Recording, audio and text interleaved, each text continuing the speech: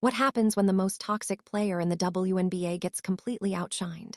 Asia Wilson found out the hard way, throwing a tantrum when her months-old signature shoe became invisible. Music, while Caitlin Clark's player exclusives took over the NBA. The data doesn't lie.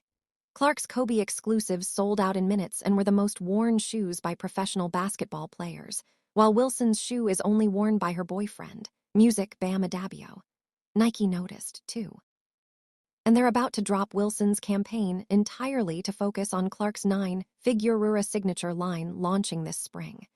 Stick around as we'll hear from Caitlin herself, dropping some juicy details about her signature shoe launch and the technology behind them.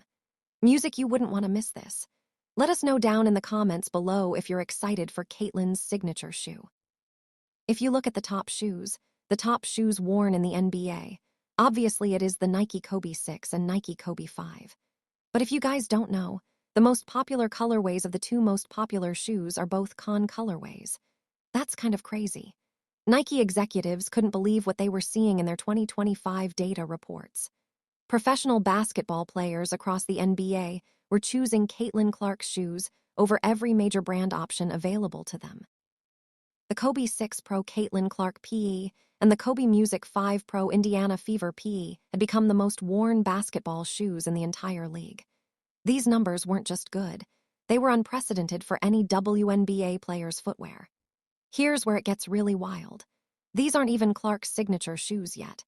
They're player exclusives with her name and team colors, but NBA superstars are specifically requesting them from Nike. Players who have access to any shoe technology in the world are choosing Clark's exclusives over their own signature lines. The demand became so intense that Nike's basketball division had to create special allocation lists just to manage distribution. But it's coming.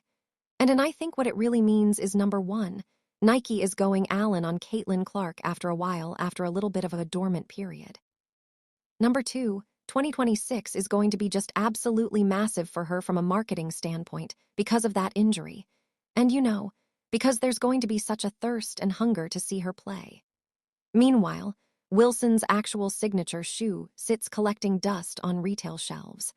We're talking about a shoe that's been available for months now with full marketing campaigns and widespread availability. The contrast becomes absolutely embarrassing when you realize Wilson's signature line is literally only being worn by one person, her boyfriend. Bam Adebayo. That's it. One person in the entire NBA is wearing Asia Wilson's signature shoe. Clark's shoes sold out in minutes every single time Nike released them. The resale market exploded with people music, paying double and triple retail price just to get their hands on a pair. Sneaker forums filled up with fans sharing screenshots of failed purchase attempts and empty shopping carts. Nike's website crashed multiple times during releases because of the traffic volume. Professional athletes don't choose shoes just because of endorsement deals or friendships.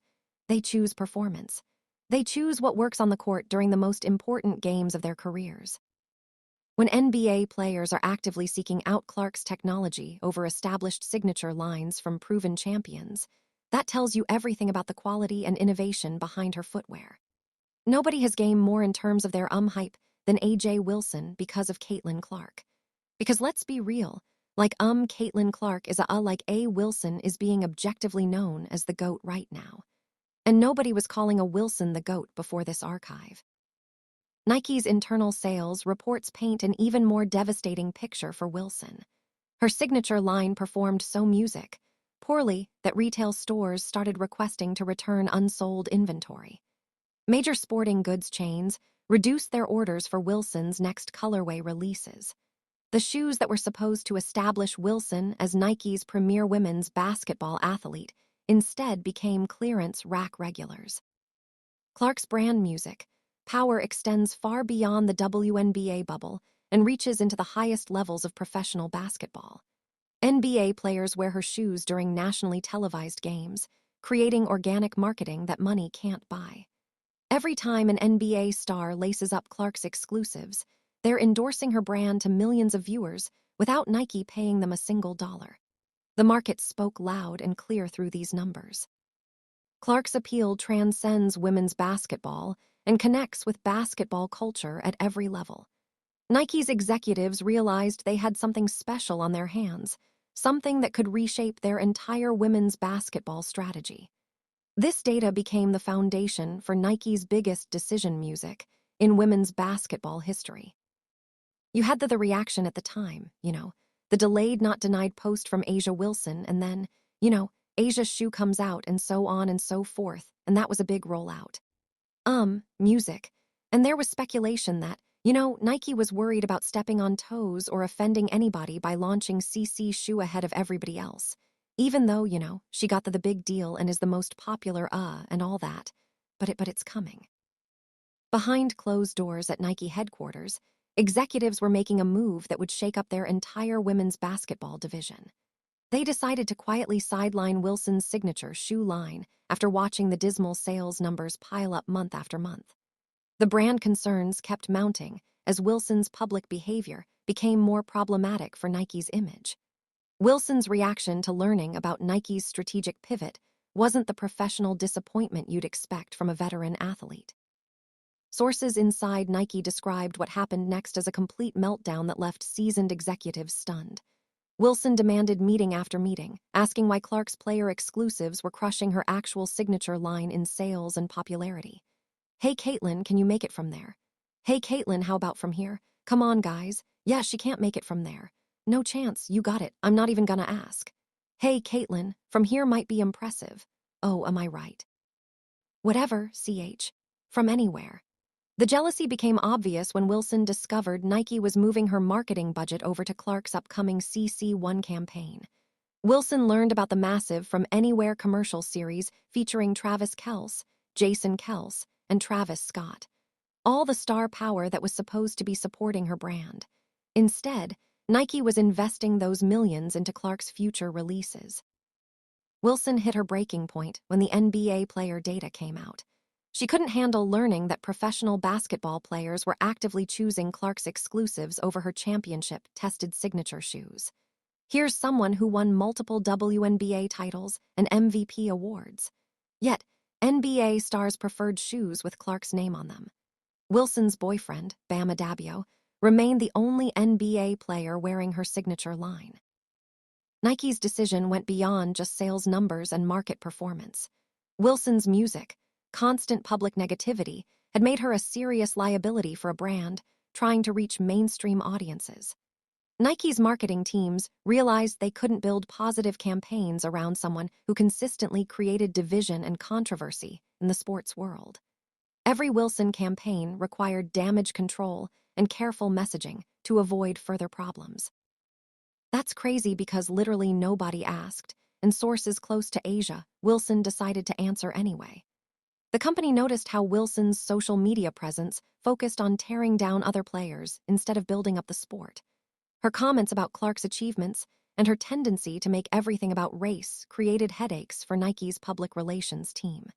Major brands want athletes who inspire and unite people, not ones who generate negative headlines. Wilson's tantrum only proved Nike made the right choice. Professional athletes handle business decisions with maturity and grace. They don't throw public fits when companies' music change direction based on market performance. Wilson's reaction showed exactly why Nike needed to distance themselves from her brand. Her signature shoe also on the way. That was part of this deal as well. Nick DePaula, who's an expert on all that, wrote this on X as well. Caitlin Clark's anticipated Nike signature shoe is expected to launch in spring 2026. And there's a quote from Caitlin. Nike's signature roster features all-time greats, and I am incredibly proud to join some of the best athletes in the world. I'm excited to share a first look at what we've created together. Nike's executives saw an opportunity to completely reshape their women's basketball strategy. Wilson's failure opened the door for them to go Allen on Clark without worrying about conflicting campaigns or divided resources. They could pour everything into making Clark's signature line the most successful women's basketball shoe campaign in company history. The path was now clear for Nike to launch the most ambitious women's music, basketball signature campaign they'd ever attempted. Wilson's exit meant Clark would get the full attention and unlimited resources she deserved. Wilson's shoe failure runs much deeper than simple market preferences. The real problem lies with the person behind the brand and music, the toxic pattern of behavior that started years ago. Back in college, Wilson dismissed Clark's incredible back-to-back national championship appearances with Iowa. She claimed those finals runs didn't matter because